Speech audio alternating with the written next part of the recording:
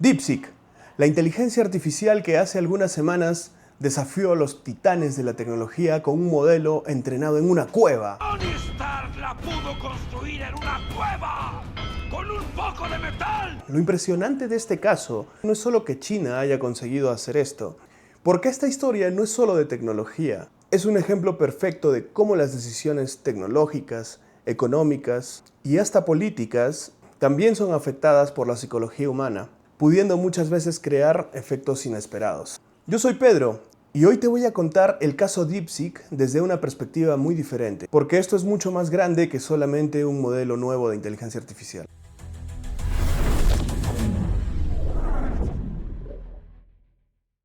Para entender la relevancia de este caso, primero te voy a explicar qué es un LLM.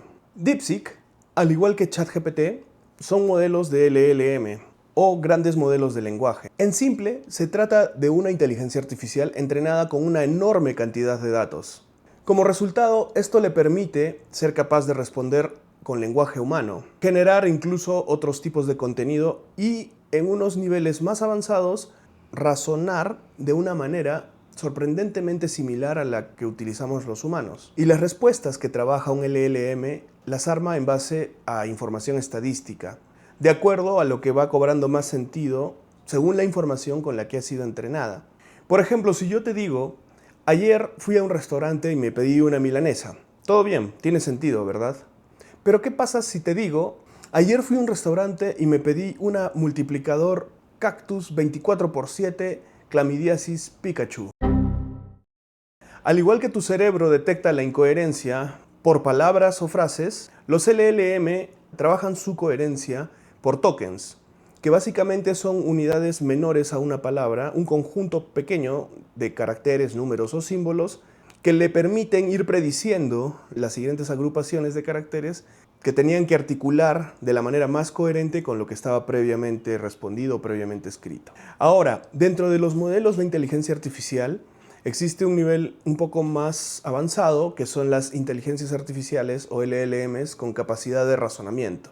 Estos incluyen, además del entrenamiento con enormes cantidades de datos, un nivel adicional que los obliga, de alguna manera, a estructurar mejor el proceso en el que elaboran una respuesta, de manera tal que se asemeja mucho al procesamiento de información que hacemos los humanos al momento de tomar una decisión o de resolver un problema. ¿Y cómo se entrenan estos modelos con colosales cantidades de información? Entrenar un modelo de inteligencia artificial requiere una enorme cantidad de procesamiento. Procesamiento que es brindado por algo así, llamémosle tarjetas gráficas especializadas. El mayor proveedor de estas tarjetas gráficas especializadas es Nvidia. En teoría, China no tenía acceso a este poder de procesamiento, o al menos no a sus versiones más avanzadas. En un momento entenderemos por qué. El caso es que DeepSeek presentó un modelo con capacidades de razonamiento que en los benchmarks, o sea, en las pruebas que se les hace comparando diferentes modelos, mostraba tener capacidades similares a las que tenía O1, el modelo que hasta ese punto era el más avanzado. Entonces surge la pregunta, ¿cómo es que China, sin acceso a los chips más avanzados, logró entrenar una IA razonadora con esas capacidades? Y algo más, en teoría, entrenar el modelo de inteligencia artificial de DeepSeek le costó 5 millones, una fracción irrisoria de lo que costó entrenar otros modelos. Y digo en teoría porque se presume que esa cifra está un poco sesgada. Lo importante de esto es que a pesar de que esa cifra pueda no ser exacta, el mérito tecnológico de DeepSeek sí fue real. Y se basa en 4 pilares que veremos más adelante, porque ahora te voy a contar el origen del fenómeno psicológico llamado profecía autocumplida. Recuerdo que la literatura clásica no era precisamente mi favorita, pero dentro de todas las historias, una que me encantó fue la de Edipo Rey, por 2 razones. La primera es que aprendí la palabra funesto, qué rica palabra. Y la segunda razón es porque la historia es brutalmente poética. Te la voy a contar. En la antigua Grecia se acostumbraba a consultar el oráculo. El rey de Tebas, Layo, hizo lo propio y cuando estuvo esperando a su primer hijo, Edipo, fue a consultarle al oráculo qué es lo que le esperaba en el futuro a su hijo. El oráculo le contestó que les esperaba un funesto destino. Básicamente lo que les dijo es que Edipo, cuando sea adulto, iba a matarlo, o sea, iba a matar a Layo y se iba a casar con su esposa, o sea, su madre. De ahí lo del complejo de Edipo de Freud. Por supuesto, Layo salió del consultorio del oráculo en absoluto jolgorio con tan bella noticia y pensó, ¿cómo puedo evitar que mi hijo me mate y se case con su madre? Y se respondió, debo abandonarlo en un monte. Y cuando nació, lo hizo de esa manera. La cuestión es que un pastor de otro pueblo, de otro reino, que pasaba por ese monte, encontró al bebé Edipo y se lo llevó al rey de Corinto, llamado Pólibo, y Pólibo lo cría como si fuese un hijo propio. Cuando adulto, Edipo también consulta al oráculo, y este le responde lo mismo, que iba a matar a su padre y que se iba a casar con su madre. Edipo, intentando evitar su funesto oráculo, ok, será la última, escapa de la ciudad porque él pensaba que sus papás eran quienes de pequeño lo habían adoptado. Mientras escapaba, en la carretera se encontró con una caravana y tuvo un conflicto con un viejo que estaba dentro de esa caravana. Conflicto que terminó con la muerte de este viejo. Resulta que este viejo era su papá biológico, Layo. Edipo siguió su camino. En el ingreso a Tebas se encontró con una criatura llamada la Esfinge, que se estaba comiendo a todas las personas que no contestaban a un enigma que la Esfinge les planteaba. El enigma decía lo siguiente: ¿qué animal camina a 4 patas en la mañana, a 2 en la tarde y a 3 en la noche? A lo que Layo, que era muy astuto, contestó: el hombre. De pequeño gatea, de adulto camina a 2 pies y de anciano utiliza el bastón. La Esfinge no lo podía creer y con total frustración se practica la automurición. Entonces Edipo libera al pueblo, queda como un gran héroe y al tiempo se casa con su madre. La historia termina en que ambos encuentran la verdad y pues bueno, la mamá de Edipo se cuelga de una viga, se cuelga con una cuerda y él se arranca los ojos. Qué bonita historia para contarlo en Navidad. Esto es exactamente lo que pasó con Estados Unidos. Bueno, salvo algunos detallitos como esa parte del incesto. Estados Unidos, en su intento de frenar el avance tecnológico y la investigación en inteligencia artificial por parte de China, hace unos años generó un bloqueo de ventas de chips avanzados de inteligencia artificial hacia China. Pero esto lo único que ocasionó fue que China, en este caso los creadores de DeepSeek, encuentren la manera de optimizar los procesos de entrenamiento de inteligencia artificial. Ahora mismo el chip más avanzado para inteligencia artificial es el H100 de NVIDIA. Se sabe que OpenAI tiene aproximadamente 750,000 de estos chips. DeepSeek entrenó su modelo con 5,000 H800, que son una versión del H100 restringida, solamente dedicada al mercado chino, lo cual resulta una locura absoluta. ¿Te das cuenta de la gran diferencia de recursos? ¿Recuerdas los 4 pilares que te mencioné que le dieron la ventaja a DeepSeek?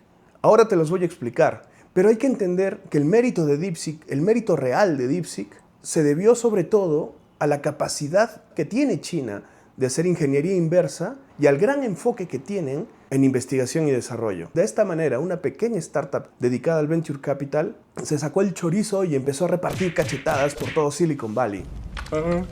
Y te voy a explicar estas 4 ventajas tecnológicas con ejemplos lo más simples que encuentres. Usaron decimales de punto flotante de 8 bits en lugar de 16 bits, lo cual permitía un ahorro brutal de memoria RAM. En simple, esto implica que, por ejemplo, en lugar de acordarte que el número pi es 3.1415926535859793, recuerdes simplemente que pi es 3.1416. Optimizaron el código a muy bajo nivel. Eso quiere decir que interactuaron prácticamente con el hardware, de tal manera que pudieran exprimir el rendimiento al máximo posible de las H800 que tenían disponibles. Esto sería algo parecido a que tú mismo modifiques la programación de tu firmware y de tu tarjeta gráfica de hace 8 años para correr GTA 6. La tercera clave fue el entrenamiento con reforzamientos basados en modelos de inteligencia artificial. OpenAI implementó un modelo de reforzamiento para sus lenguajes de inteligencia artificial basado en el reforzamiento hecho con humanos. Eso quiere decir que, por ejemplo, cuando su modelo LLM daba una respuesta que era correcta, un humano validaba que esa respuesta era adecuada y lo felicitaba. Muy bien, lo estás haciendo good. Y cuando se equivocaba le decía, eres un asco. Entonces la inteligencia artificial iba entendiendo cuáles eran las respuestas que sí y cuáles eran las que no. Pero este reforzamiento DeepSeek lo hizo a través de modelos previamente entrenados, modelos más simples, que le ayudaban con estas respuestas de tal manera que optimizaban mucho tiempo y recursos. Y finalmente, la cuarta ventaja que obtuvieron fue a través de crear un modelo de estructura modular. ¿Qué quiere decir esto? Que en lugar de que exista un modelo de inteligencia artificial gigante que responda a todas las consultas y que sepa de todo, crearon un modelo inicial que gestionaba y derivaba a módulos especializados para que cada especialista conteste la pregunta que le competa. Es como que tú vayas a una clínica y en esa clínica solo exista un médico y el médico se hace cargo de todas las solicitudes. Entonces está súper saturado. En cambio, DeepSeek creó como que las especialidades. Había un ornitorrinco, había un otorrino, había un neumólogo, había un ginecólogo y etc. De tal manera que cada especialista contestaba solamente las consultas que iban dedicadas a su especialidad. Eso, imagínatelo, pero con toda la información de todas las áreas del conocimiento.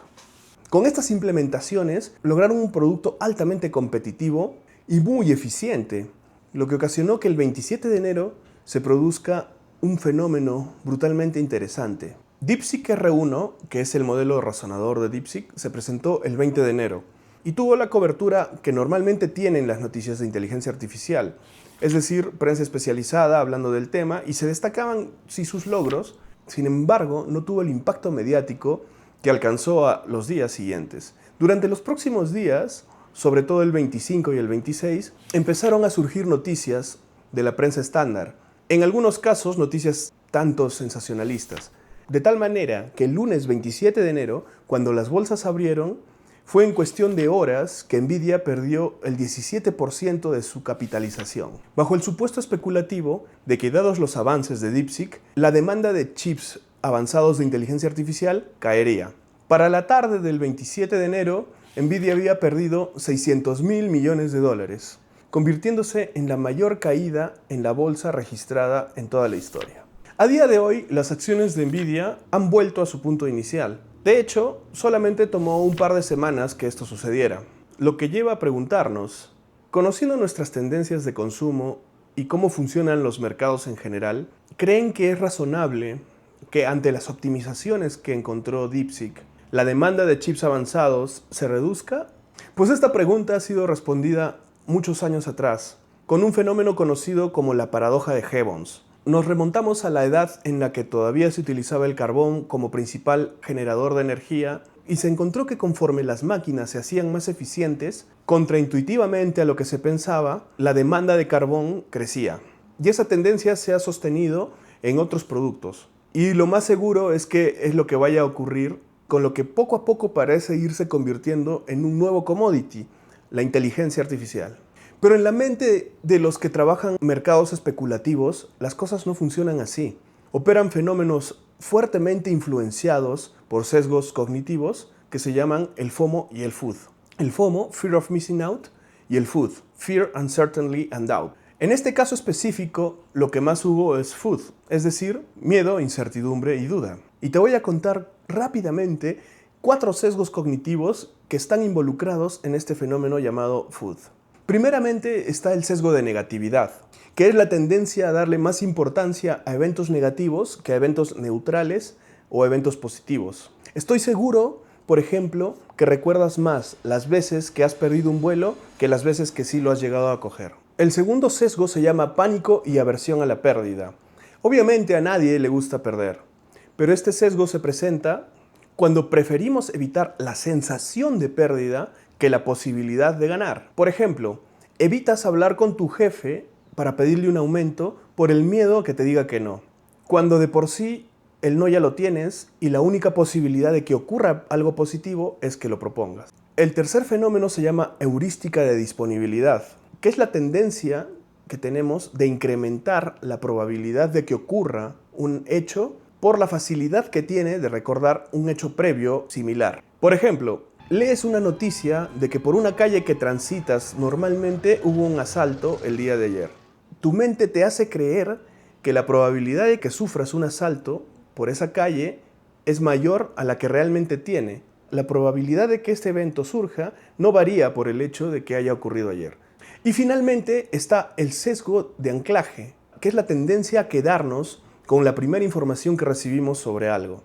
Esto es un clásico de los supermercados. Un día vas a una tienda de retail y ves unas zapatillas que te gustan. En el precio dice tachado $100 y abajo precio actual $80. Entonces tú dices, ¡Puta, qué ofertón! pero cuando lo ves sin la oferta es muy probable que te parezca caro. Retomando, a pesar del duro golpe que sufrió Nvidia por algunos días, todo parece indicar que la industria de chips avanzados no va a hacer más que crecer al menos por un tiempo. La verdadera revolución de DeepSeek ha sido tecnológica y mediática. Han demostrado que a través de la optimización se pueden lograr alcanzar modelos competitivos, lo que permite una estandarización o una democratización del acceso a la inteligencia artificial. Y definitivamente esto puso nerviosos a más de uno en Silicon Valley, pues DeepSeek no ha hecho más que abrir la puerta a un torrente de productos chinos. Ha sido solo la punta del iceberg. A partir de la presentación de DeepSeek R1, se han presentado en menos de 2 meses Qwen, un modelo de LLM que le pertenece a Alibaba y que supera a DeepSeek en algunas pruebas. Alibaba es como el Amazon de China.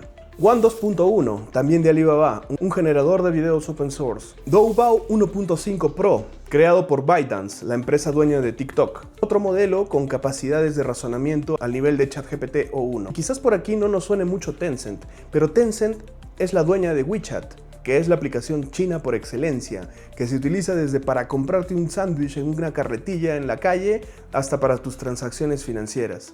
Ellos han presentado un Yuan, que también es un modelo generador de videos open source, y han presentado Yuanbao, otro modelo LLM con capacidad de razonamiento. Y finalmente Manus, que fue presentado la semana pasada y fue creado por la startup Mónica. Manus es un agente autónomo de inteligencia artificial. Su funcionalidad lleva a prácticamente hacer cualquier cosa que le pidas sin tu intervención. Hay algunos videos publicados por divulgadores especializados y lo que hace es realmente una maravilla, es loquísimo. En fin, como puedes ver, esta guerra no ha hecho sino empezar y cada semana sale algo nuevo sobre inteligencia artificial. Es una locura. La conclusión es que toda esta historia alrededor del mundo tecnológico nos dice mucho sobre cómo funciona la mente humana, porque absolutamente todo pasa por aquí.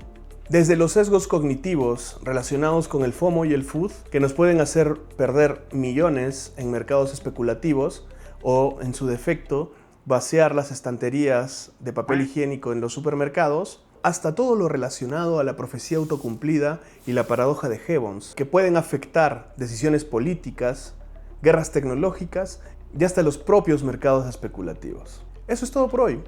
Espero que les haya gustado esta versión de la historia de DeepSeek. Si fue así, déjame un like y suscríbete. Y si quieres saber más de cómo estos fenómenos afectan nuestra vida y nuestras relaciones personales, aquí te dejo este otro video que te ayudará a entenderlo mejor. Ahí nos vemos.